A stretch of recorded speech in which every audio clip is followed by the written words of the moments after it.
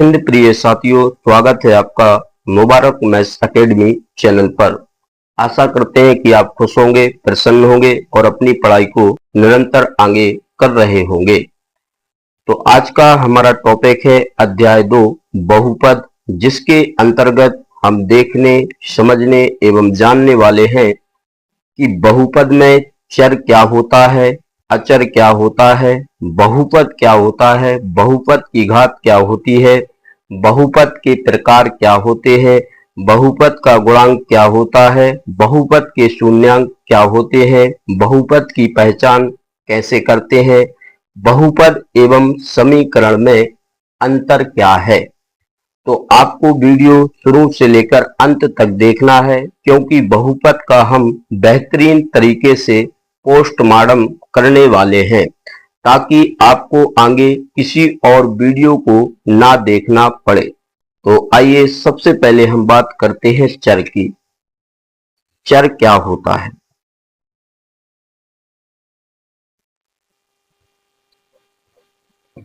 तो सबसे पहले हम जानने वाले हैं कि चर क्या होता है। तो याद रखना, जिनका मान बदलता है, बदलता रहता है, चर कहलाते हैं, चर कहलाते हैं।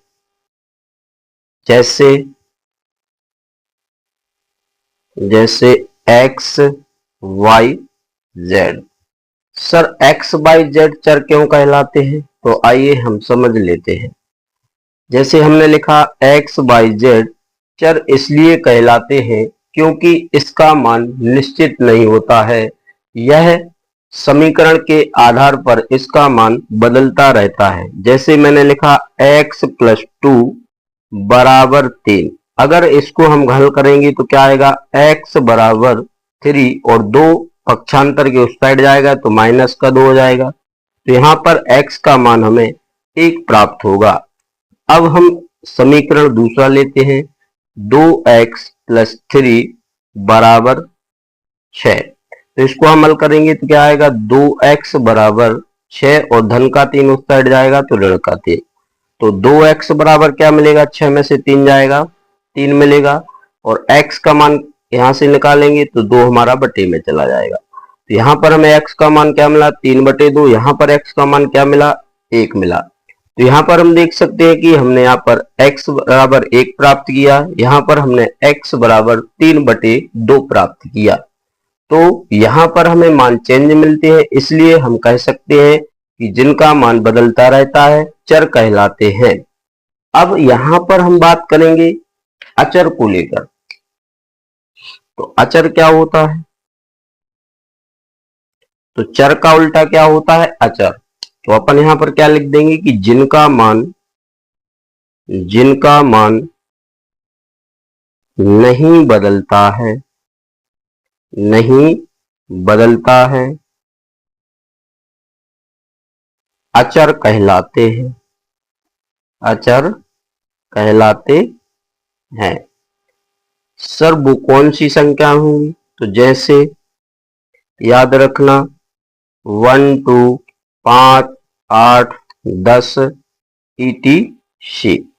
यह संख्याएं जो होती हैं या गिनती में यूज होने वाली संख्याएं सभी हमारी अचर संख्याएं होती हैं। तो अचर संख्याएं क्यों नहीं बदलती हैं? तो याद रखना, 1 को हम हमेशा 1 ही कहेंगे, 2 को हमेशा हम 2 ही कहेंगे, 10 को हम 10 ही कहेंगे। अर्थात समीकरण के आधार पर 1 2 10 50 100 200 1000 यह जो संख्याएं होती हैं, यह जो मान होते हैं, यह परिस्थिति के अनुसार चेंज नहीं होते हैं। अर्थात हम भारत में रहकर 1 को 1 कहेंगे तो अमेरिका में भी हम इसे 1 को 1 कहेंगे। हम कहीं भी चले जाएं तो 1 हमेशा 1 ही बना रहेगा, 2 हमेशा 2 ही बना रहेगा, 10 हमारा 10 ही बना रहेगा। तो हम कह सकते हैं कि अचर वो संख्याएं होती हैं या वो मान होते हैं जो बदलते नहीं हैं। अब याद रखना, थोड़ा सा आपको यहां पर समझना है कि चर और अचर, यह दोनों यदि आपस में मिलते हैं तो चर एवं अचर के मिलने से हमारा व्यंजक बनता है। क्या बनता है? व्यंजक बनता है। याद रखना, चर और अचर के आपस में मिलने से हमारा व्यंजक बनता है। और यदि यदि घात धनात्मक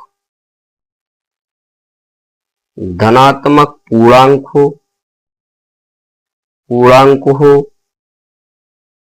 तो वह बहुपद बनता है, बहुपद बन जाता है। अब यहां पर बात आती है, सर घात धनात्मक पूर्णांक क्यों होनी चाहिए? तो इसके बारे में हम आगे चर्चा करने वाले हैं। सबसे पहले अब हम जानते हैं बहुपद।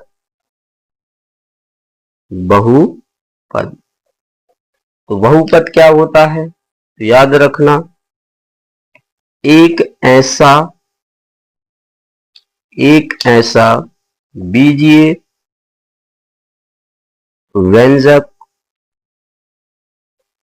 व्यंजक जिसमें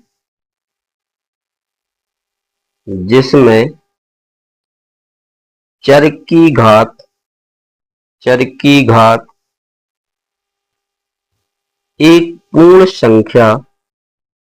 एक पूर्ण संख्या होती है बहुपद कहलाता है, बहुपद कहलाता है। क्या लिखा हमने कि एक ऐसा बीजीय व्यंजक, तो बीजीय व्यंजक कैसे बनता है? चर और अचर के मिलने से हमारा व्यंजक बनता है, और यदि घात धनात्मक पूर्णांक हो तो वह बहुपद बन जाता है। तो इसीलिए हमने बहुपद में क्या लिखा कि एक ऐसा बीजीय व्यंजक जिसमें चर की घात एक पूर्ण संख्या होती है। सर पूर्ण संख्याएं क्या कहलाती हैं? तो आइए आपको जानना है। पूर्ण संख्याएं के बारे में हमने विस्तार पूर्वक पढ़ा है, किंतु मैं यहाँ पर पुनः बताने वाला हूँ। पूर्ण संख्याएं हमारी 0 से शुरू होकर कहां तक जाने वाली संख्याएं होती हैं? सर अनंत तक जाने वाली संख्याएं होती हैं।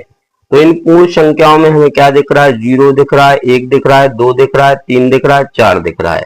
किंतु 1 से लेकर अनंत तक की यह जो संख्याएं हैं धनात्मक हैं, और साथ में क्या है? शून्य है। लेकिन यहां पर हमारी ऋण वाली संख्याएं नहीं है। तो याद रखना, बहुपद तभी होगा जब वह एक पूर्ण संख्या की घात के आधार पर लिया गया हो। यदि पूर्ण संख्या की घात के अलावा यदि ऋणात्मक घात है तो वह बहुपद नहीं होगा। जैसे कि हम यहां पर लिख सकते हैं, जैसे ax0 प्लस बी, तो यह भी हमारा बहुपद है। फिर इसके बाद हम क्या लिख सकते हैं कि 7y वर्ग प्लस 5y प्लस 1, यह भी हमारा क्या है? बहुपद है। यहां पर हम और भी लिख सकते हैं कि 6z घन प्लस 6z वर्ग माइनस 5z प्लस 1, यह भी क्या है? बहुपद है। तो देखिए इसमें आप देख सकते हैं कि 7 हमारा अचर है और y हमारा चर है। तो चर एवं अचर से हमारा व्यंजक बना, और जब हमने धन ऋण साथ में ले लेते हैं तो वह बीजीय व्यंजक बन जाता है। और यदि चर की घात कैसी हो? पूर्ण संख्याएं, तो देखिए 2 है, यहाँ 1 है, यहाँ 3 है, यहाँ 2 है, यहाँ 1 है, और यहाँ पर 0 है। तो पूर्ण संख्या क्या होती है? आपको पता ही होगा कि 0 से 1 2 3 डैश डैश डैश कहां तक जाने वाली संख्याएं? अनंत तक जाने वाली संख्याएं। यदि इन संख्याओं की घात है तो ऐसा समीकरण, ऐसा बीजीय व्यंजक क्या कहलाएगा? हमारा बहुपद कहलाएगा। अब आइए हम जानने वाले हैं बहुपद की घात। बहुपद की घात। तो बहुपद की घात में हम लिखने वाले हैं कि किसी बहुपद में चर की सबसे बड़ी घात को बहुपद की घात कहते हैं। बहुपद की घात कहते हैं। आइए एग्जाम्पल के द्वारा हम जान लेते हैं।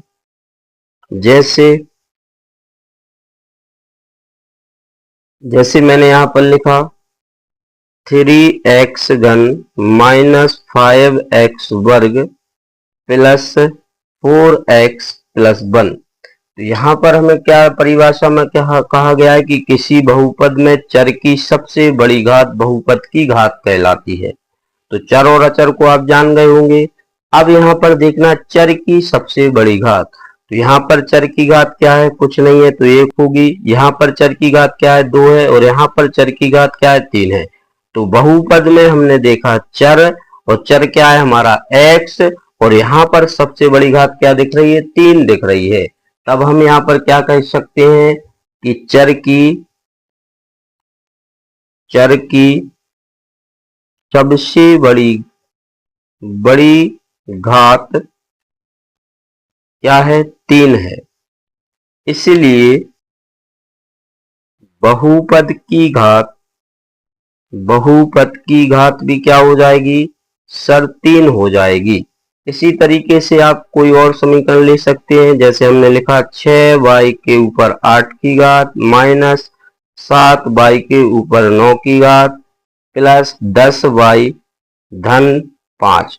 तो इसमें बहुपद की घात क्या होगी, तो अब आपको डायरेक्ट लिखना है। तो यहाँ पर हमें देखना है सबसे पहले चर। तो चर क्या है हमारा y, और y के ऊपर सबसे बड़ी घात क्या दिख रही है सर, यहाँ पर 9 दिख रही। तो इसलिए हमारी यहाँ पर बहुपद की घात क्या हो जाएगी, 9 हो जाएगी। तो हमने यहाँ पर क्या देखा, बहुपद की घात को जानने के बाद अब हम जानने वाले हैं बहुपद के प्रकार। तो बहुपद के प्रकार को हम 2 तरीके से पढ़ते हैं। पहला नंबर होता है हमारा घातों के आधार पर बहुपद के प्रकार। तो क्या लिखा हमने कि घातों के आधार पर बहुपद के प्रकार। तो याद रखना, जब घात की बात हो रही तो हमें घात को महत्व देना है और किसी को महत्व नहीं देना है। तो घातों के आधार पर बहुपद के प्रकार कितने होते हैं सर, बहुत सारे होते हैं, किंतु हमें अपने सिलेबस के अनुसार 3 प्रकार के बहुपदों को पढ़ना है। जैसे कि हम यहाँ पर लिखने वाले हैं ए। तो ए नंबर पर हम बात करने वाले हैं रेखिक बहुपद।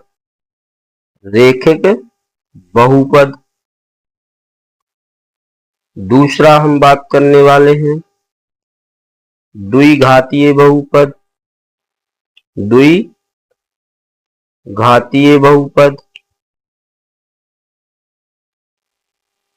और तीसरी हम बात करने वाले हैं त्रिघातीय बहुपद।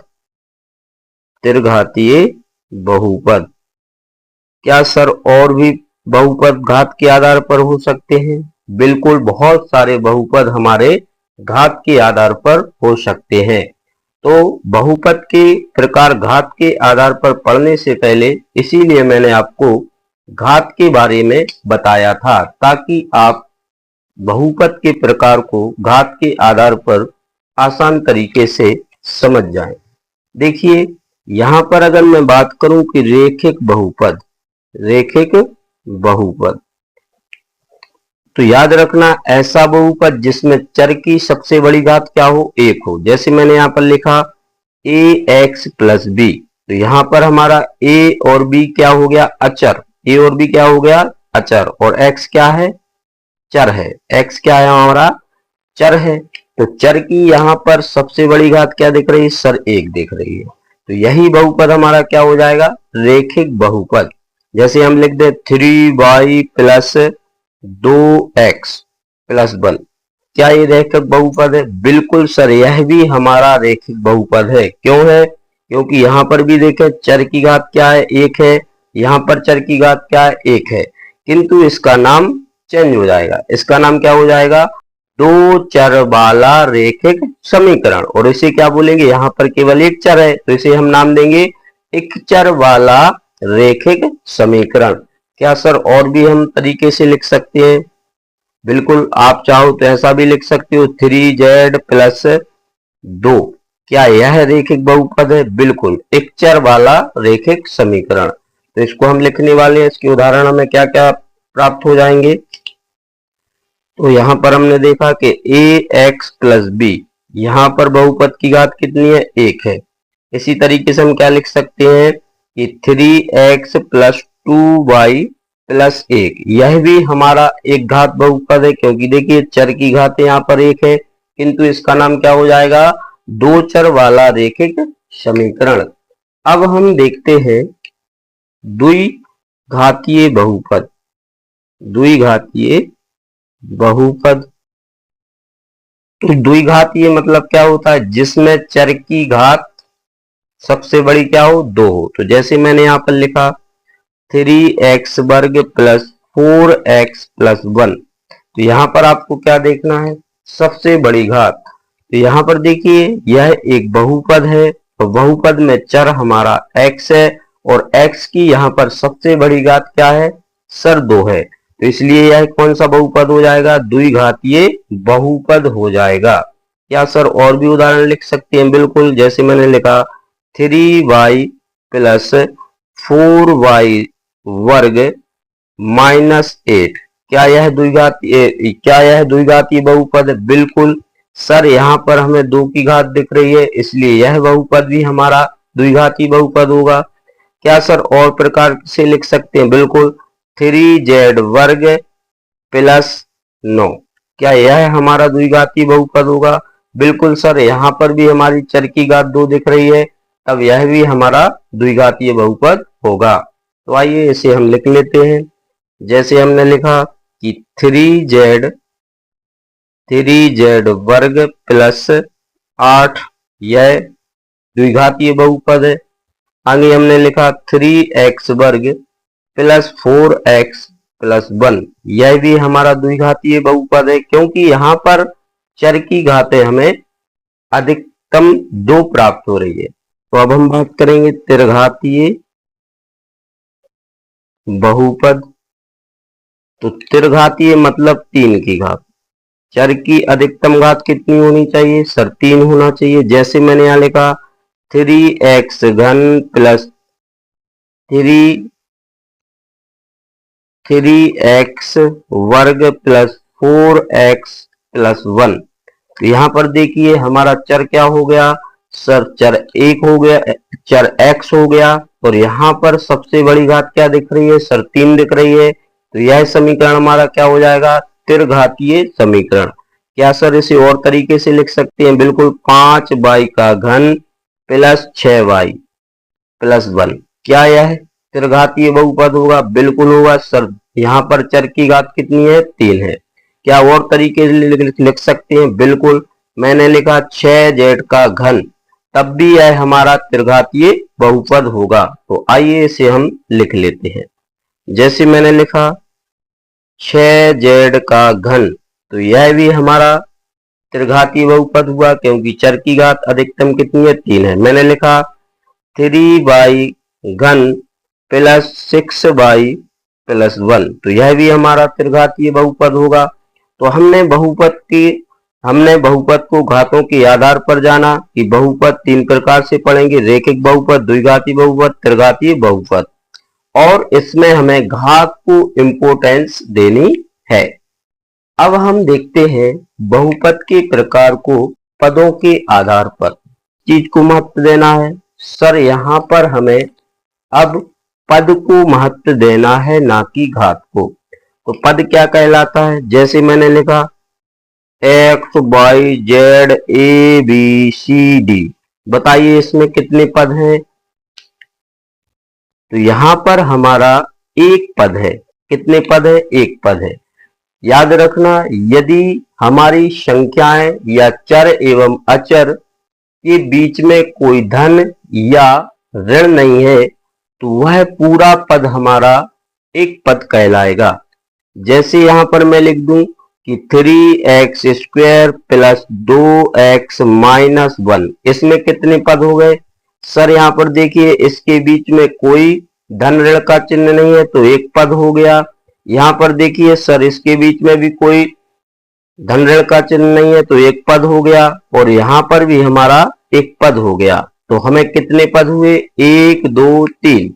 और 3 पद क्यों हुए? क्योंकि इस वाले पद और इस वाले पद के बीच में क्या लगा है? धन। और इस वाले पद और इस वाले पद के बीच में क्या लगा है? ऋण। तो धन और ऋण जहां आ जाता है वहां से हमारा पद दूसरा हो जाता है। तो यहां पर देखिए, एक पद, इसके बाद धन लगा तो द्विपद, और इसके बाद ऋण लगा तो त्रिपद। तो इसमें कितने पद हो जाएंगे? सर 3 पद हो जाएंगे।